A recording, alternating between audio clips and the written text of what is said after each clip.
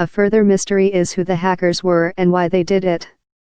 The discovery represents a new twist in the Russian hacking story, which up to now has focused mostly on what U.S. intelligence officials say was a campaign by the Kremlin to try to undermine Democrat Hillary Clinton's candidacy and benefit Trump's.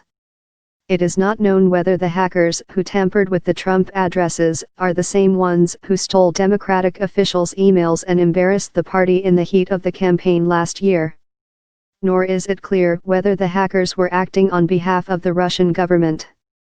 The affected addresses, or domain names, included, and they were compromised in two waves of attacks in August and September 2013, according to the Review of Internet Records.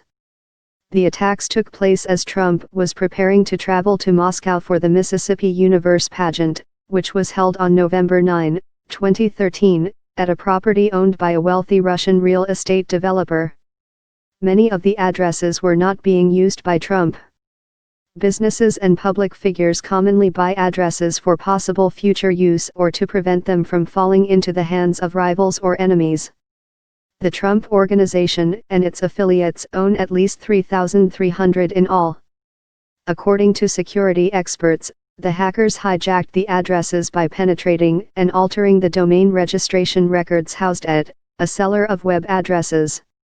Accounts at GoDaddy, like at any site that requires a username and password, are often subject to malicious messages known as phishing attacks, which are designed to trick people to reveal that personal information to hackers.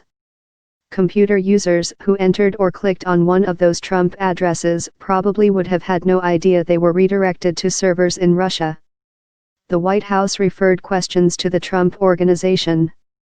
The FBI did not respond to a request for comment.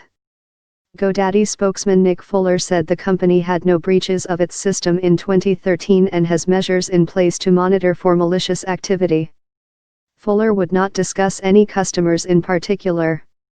Some cybersecurity experts said there is an outside chance the tampering was a probe, an attempt to test security for an eventual effort to gather information on Trump or his business dealings. But those experts were only guessing. There was no evidence the hackers ultimately broke into server computers at the Trump Organization or other Trump interests. There's no way something like this could go by in the Bloomberg empire without this being seen, Vixie said. Follow Tammy Abdallah on Twitter at